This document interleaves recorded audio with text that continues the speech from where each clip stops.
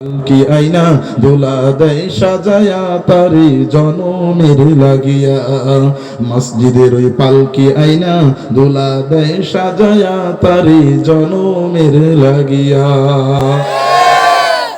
আলহামদুলিল্লাহ। সম্মানিত মুসল্লিনে কেরাম, আমন্ত্রিত মেহমান, স্টেজে আমাদের সমস্ত ভাইয়েরা বসে রয়েছেন, পর্দার আড়ালের অবস্থানরতা মা এবং বোনেরা, আপনারা সবাই কেমন আছেন? আপনারা সবাই কেমন আছেন?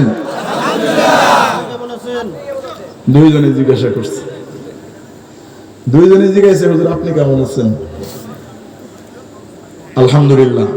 5 আগস্টের পরে, 36 জুলাইয়ের পরে বাংলার স্বৈরাচার আলেম ওলামাদের কণ্ঠ যতদিন পর্যন্ত চেপে ধরেছিল, বাংলার ছাত্র জনতা, তৌহিদি মুসলিম জনতার গণঅভ্যুত্থানের পরে আলহামদুলিল্লাহ আমরাও ভালো আছি, বলেন আলহামদুলিল্লাহ। মহামারী কবিরাজের মোড় তরুণ সমাজের উদ্যোগে ওয়াক্তিয়া ঘরের উন্নয়ন কল্পে আজিমুশান ওয়াজ মাহফিল। আজকের প্রধান বক্তা মুফতি নাইমুজ্জামান সিদ্দিকী সাহেব দামাত বরকাতুহুম, পরিচালক জামিয়া সামিরিয়া মারকাজুল উলুম কওমি মাদ্রাসা রাজবাড়ী।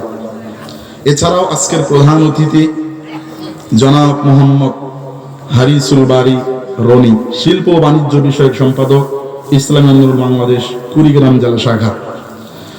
আজকের মাহফিলের সভাপতিত্ব করছেন জনাব আলহাজ মোহাম্মদ আব্দুল কাদের, সাধারণ সম্পাদক, ইসলামী আন্দোলন বাংলাদেশ বেরুবাড়ি ইউনিয়ন শাখা। হযরত কে আছেন?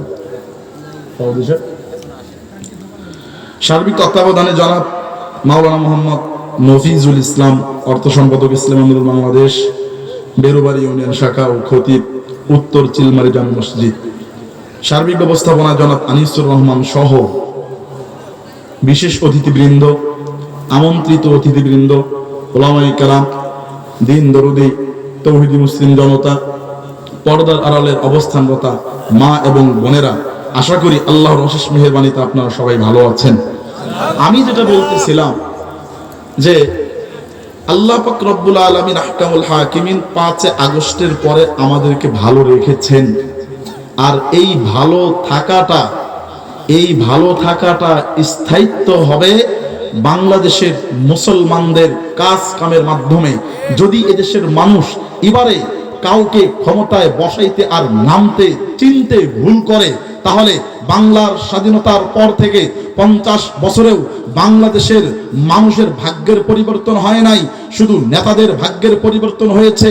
নেতাদের ঘর হয়েছে, নেতাদের বাড়ি হয়েছে, নেতাদের গাড়ি হয়েছে, নেতাদের বিদেশে অট্টালিকা হয়েছে, নেতাদের নবিয়ামা হয়েছে, নেতাদের সবকিছু হয়েছে। নেতার পরিবর্তন হয়েছে, নীতির পরিবর্তন হয় নাই। এজন্য বাংলার মানুষ যদি এবার মানুষ চিনতে ভুল করে, নেতা চিনতে ভুল করে, সরকার ক্ষমতায় বসাইতে ভুল করে, আবারও এদেশের মানুষকে 100 বছর পর্যন্ত গোলামি করতে হবে। কথা বলেন ঠিক না? বলে আমরা কি দেখলাম? আমরা দেখলাম উলামায়ে কেরামকে জঙ্গি বলা হয়েছে। উলামায়ে কেরাম যারা নবীর উত্তরসূরি, নাইবে নবী, তাদেরকে সন্ত্রাসী বলা হয়েছে।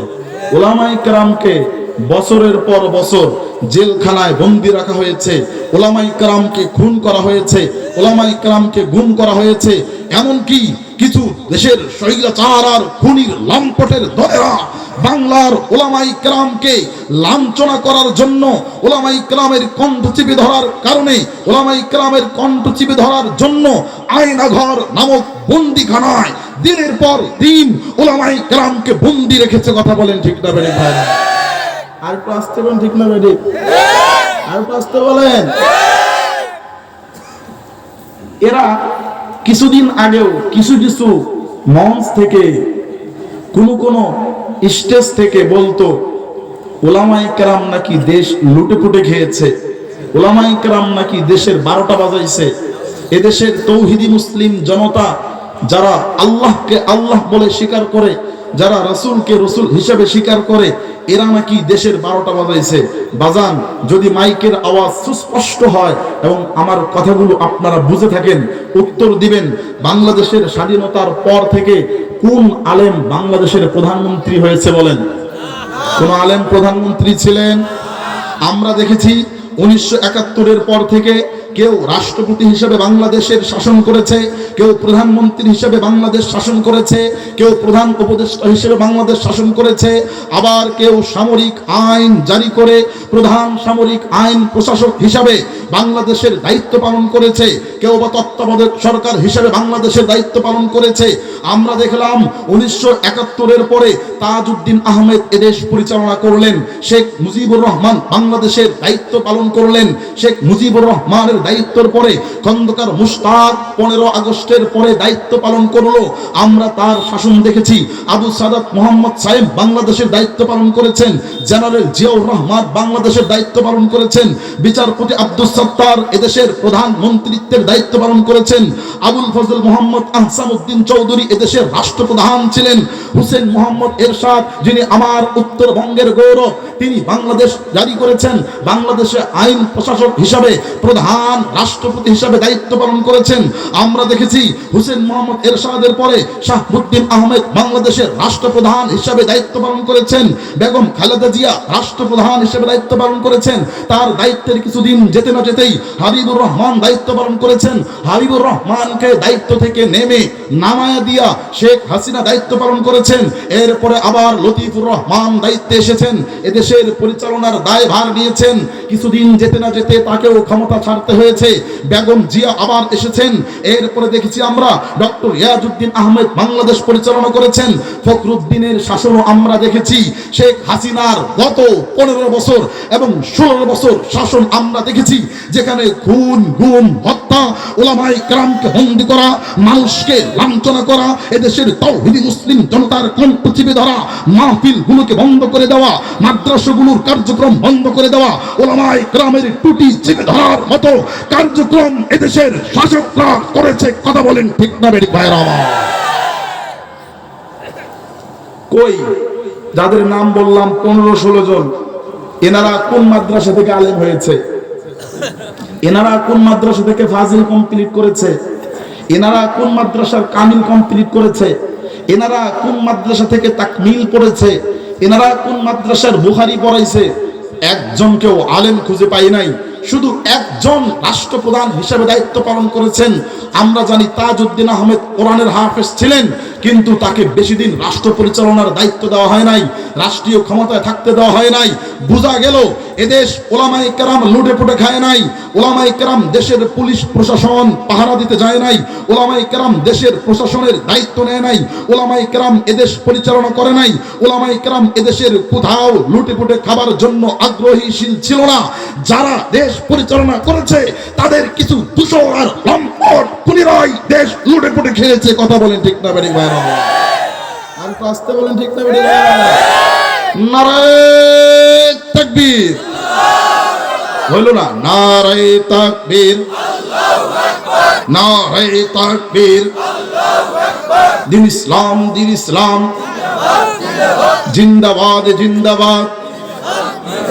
নাস্তিকতা নিপাত যাক, দিন ইসলাম জিন্দাবাদ। কোটি প্রাণে একই আওয়াজ, খোদাদ্রোহী ছাড় পাবে না, এই বাংলায় ঠাই হবে না। মুসলমানরা জেগেছে আজ, মুসলমানরা জেগেছে আজ।